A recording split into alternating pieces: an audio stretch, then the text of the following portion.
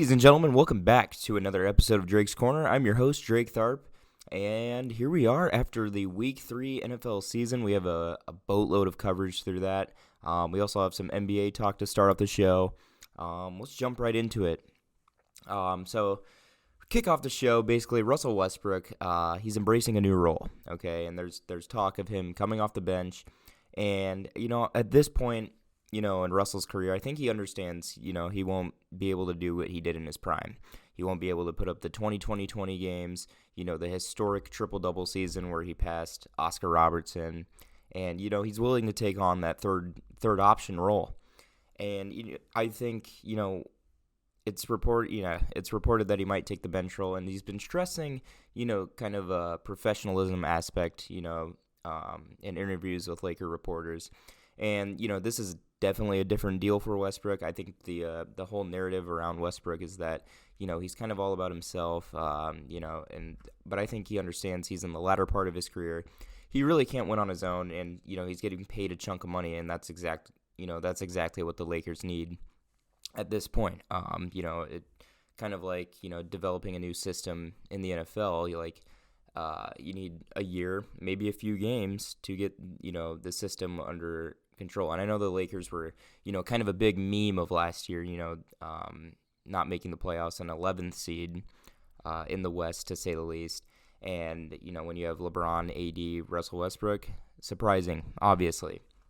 But I think, chemistry developing, all that kind of jazz, keeping the big three around is definitely a vital part in the Lakers' success, and I don't think, it's going to happen any other way. Trading for Kyrie, stuff like that. There's been talks of Rob Pelinka reaching out to trade his last, few first-round picks to gather either Donovan Mitchell or Kyrie.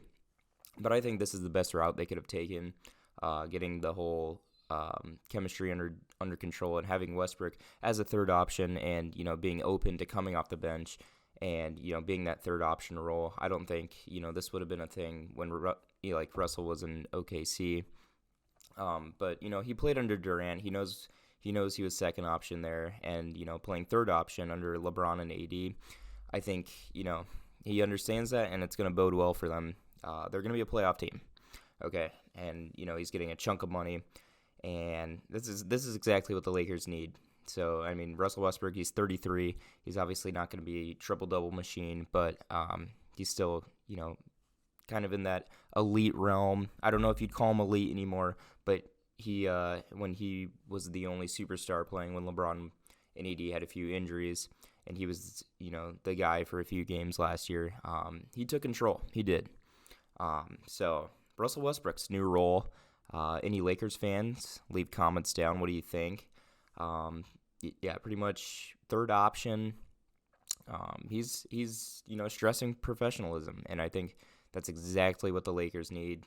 They've been kind of like a drama spoon, just talking about trades, striking back from that 11th seed season. What are they going to do? So it's been there's a lot of pressure there, and I think it's a lot of pressure from a GM standpoint, from LeBron's standpoint, guys like that. And, Westbrook's a vital part of that. So tell me what you think in the comments down below. How will the Lakers do this season? Let's jump over to the NFL. So we had a kind of a maybe candidate for most boring game of all time, Sunday night, Broncos 49ers. You'd expect Russell Wilson to, fire off with this Broncos new offense with his receiving core, new solid running back, RB1 and 2 being Javonte Williams and Melvin Gordon, and, the receivers being, an uprising Jerry Jeudy and Cortland Sutton. It's Russell Wilson. Why is he not going off? Let's just say, first of all, 49ers defense is solid. Second of all, let's not get it twisted. Russell Wilson is a certified elite quarterback, okay? And when elite quarterbacks, we don't see it often, but when they jump from a team, that they've been around for a decade possibly, which Russell Wilson has in Seattle. Seattle was changing personnel all around, and they were scathing a rebuild and finally went through with it when they traded Russell Wilson. But elite quarterbacks in new systems always struggle at first, okay? Tom Brady, when he went to Tampa, they didn't click right away. Okay, they even they had a regular season loss against the Chicago Bears and put up 14 points that game. That's not something you see from Tom Brady. But a little after that, 6 games, into the season, they took off, and they were a playoff team, took down Aaron Rodgers in the NFC Championship, and, they made the Super Bowl, and they took care of business in the Super Bowl. Tom Brady's first year, but it wasn't a right away thing where, it clicked. It clicked on, mid-season, and, development throughout the season is the most vital part of a team. You could be shooting on all cylinders and starting off 6-0 like the Cardinals did last year, but, drop to the Rams in the playoffs because the Rams, developed throughout the season. But, another example of a quarterback, not shooting off on cylinders right away, like an elite one, leaving Peyton Manning in his first season in Denver, put up mid-tier numbers in the first 6 games, started off 3-3. And then, proceeded to win 10 straight, okay? And the passing yards increased, the rushing yards increased. It takes time for a system to develop. And I understand they're under a new head coach who's been, criticized for his late-game decisions, his decision-making. He seems to get red in the face every time he has to come up with a tough decision. But we know Denver has talent all around, okay? If you expected Russell Wilson to walk into Denver and throw 4 TDs a game, you're delusional. And if you think Russell Wilson, is all of a sudden bad, I'd say you're also delusional. So, yeah, it takes time for these systems to develop, and especially when guys like Tom Brady and Peyton Manning, 2 all-time GOATs, struggled with their new systems. Russell Wilson, isn't up there, but let's not put it out of his reach to not develop with the new Broncos system. So, anyway, next on the agenda, Drizzy's Fab 5 bets for the upcoming NFL week. So I basically do a 5-leg parlay, and it's a mixture of money line bets, simple betting, odd bets, and then an over-under bet, pretty much. So I have 2 odd bets, 2 money line bets, and an over-under bet. So it's a Wednesday, and they don't, release the odds like officially, but these are the odds standing right now. They have the Rams, Vegas has the Rams and Miami as 2.5-point underdogs. The Rams play the 49ers, who I personally think is the most overrated team in the NFL. Okay, we have a lot of people calling them Super Bowl favorites. Yeah, they have a stealthy defense, but man, they have a lot to get under control. They took an L to my Bears week 1, hence, Trey Lance starting, all that jazz. They have stuff to, get under control. But the defense is solid, but I see the Rams, they're a juggernaut. The Rams are a juggernaut. They played a good old-fashioned football on Sunday, getting the run game intact, and I don't see them losing to the 49ers, and I don't like them coming in as underdogs, so I would take the Rams as a 2.5-point underdog there. The Dolphins, 2.5-point underdogs to the Bengals. Bengals also, I don't see them catching a win against the Finns like that. The Finns are red hot. We'll see with the whole Tua situation. We'll see how that goes. But, Dolphins, most dangerous receiving core in the league. I don't see the Bengals secondary stopping that. I would take, the Dolphins on the underdog bet there. Anyway, Vikings money line. I got Chargers money line. And then Packers and the Patriots under 41.5 points. I think that'll be a defensive showdown. Maybe 20-14 Packers win. But that's going to be kind of like the Packers-Bucks game where it's kind of just a defensive showdown. I see the Patriots, putting up a good defensive stance against the Packers, but not enough on the offensive end. So under 41.5 there. Main event of the show, NFL Power Rankings. Here we go. Let's see a few changes from last week. Number 10, starting off, I got the Jacksonville Jaguars. Big surprise coming up in here. One thing was, that was holding her. One thing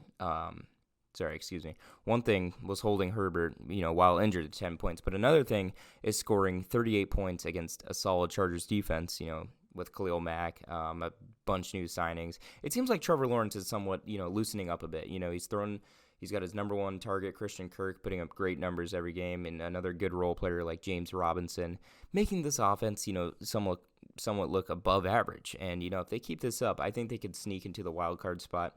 I think, Herbert was a little beat up, and the Jags may have sneaked out a close one, but they dismantled the Chargers. And if they can, keep developing over the season, I see this team sneaking into the wild card spot, and especially in that horrendous division. Number 9, I got the Vikings. A close game with the Lions isn't anything to hang a head over. The Lions are a solid team, and the Vikings came in, took care of business, and got a good win. And they held the number one offense yardage-wise to 24 points. Solid win. They stay at number 9. Even though Justin Jefferson was, kind of shut down, they found another way to win, and that's going to be vital for, later on in the season if Jefferson, the main guy, is shut down. Guys like Thielen can step up, KJ Osborne, etc. Number 8, I got the Chiefs. They're dropping down a few spots. Bad loss against the Colts, obviously. So it seems like if teams hold, time of possession over the Chiefs, they, could be in trouble and panic. The Colts played very conservative football against KC, and it caused them to panic. But this loss, is very below their talent scale, and I don't see, this happening often. They slide because of the loss, but KC, Mahomes, the whole deal, we all know how dangerous it is. They drop 6 spots from last week, but I wouldn't be in panic mode if you're a Chiefs fan. Number 7, I got the Ravens. Lamar Jackson, man, he might be the MVP favorite for the season. They should be a 3-0 team right now, but the defensive coverage, that needs work. The deep ball, medium ball coverage needs a lot of work. If you're giving up 26 points to Mac Jones and the Patriots, that's something to get under control. But this team can be a Super Bowl favorite if they do. Lamar playing out of his mind, trying to get that contract money, and he's earning it. Number 6, I got the Bucs. Holding Aaron Rodgers to only 14 points on Sunday is a win. Okay, while missing half the receiving core, 12 points, it's going to happen. Tom Brady, it's Brady, though. He always comes back, and it's a matter of time before they start firing, on all cylinders. With Mike Evans coming back, Julio Jones coming back, they're missing their core. They miss him badly, and never count Brady out. We know this. So I got them sitting at number 6. The defense is a very bright spot for them, though. Number 5, Green Bay, like I was just talking about, above the Bucs. They simply just know how to win. Aaron Rodgers just looks poised with his, developing receiving core. Their 2 running back combo with Aaron Jones and A.J. Dillon is going to be deadly. The Bucs kind of shut them down, but they're very talented, and they have a great pass rush, as we saw on Sunday. But the ceiling of the talent is a question mark. I don't know how the receiving core is going to develop. Are these guys going to turn into superstars, or is Rodgers just going to make them look good? And that's going to be a big part, rolling into playoff season. So number 4, I got the Rams. They didn't allow a touchdown against the Cardinals, and, the run game came in strong with Cam Akers taking his expected step up. Fantasy owners must be proud now. They played old-fashioned football on Sunday. The run game won them the game, and, strong, stealthy defense. Simple. If they can do that, they're gonna, live up to expectations of the last year. Maybe not the whole Super Bowl. It's still too early to tell, but they're a top 5 team. Number 3, I got the Dolphins. This is their big jump. The Bills looked unstoppable until Sunday, and the Dolphins played kind of like the Jaguars did not the Jaguars. The Colts did against the Chiefs. They played smart, conservative football against a rapid-fire team, and that's the exact way to do it. Once again, time of possession wins, and the receiving core still looks, deadly. We'll see how the investigation with the concussion protocol with Tua Tagovailoa goes. But, the Dolphins controlled time of possession. They forced the Bills to make, panicky mistakes, and we saw by the end of it with the offensive coordinator chucking everything in his sight at the end of the game. Here's the controversy, though. Number 2, I got the Bills. I do think the Bills are still a better rounded team than the Dolphins. They just, got out-coached, hence the tantrum. But Josh Allen is still an MVP favorite. They're very balanced. They just need, I think a loss like this is needed to find anything wrong with a Super Bowl caliber team. And hey, control time of possession if you're them. That's point A. So they can't allow, the Dolphins to hold the ball the entire game. And I think they're a better team than the Dolphins. They just, had that early regular season loss that was waiting for them. Number 1, the Eagles. Jalen Hurts is the talk of the town. He's another MVP favorite in my opinion. I think he might be maybe one or two. And this is, it's good to see a huge step for receiver Devontae Smith. A.J. Brown has been the talk, ever since the draft and he got traded. But Devontae Smith putting up 150 yards and a touchdown, and, the defense was pitch perfect. They seem just to get better every week. The defense, finding new targets, besides A.J. Brown for Hurts. Hurts rarely making mistakes. They're the talk of the town. They're the best team in football right now, in my opinion. Their offense is stealthy. They held Wentz to negative yards at halftime. It was ridiculous. Yeah, Commanders went down with ease on Sunday. And, Carson Wentz looked like he was seeing ghosts out there. Anyways, that is my NFL Power Rankings list. I hope you guys enjoyed this episode. And, I'll see you guys next time. Peace.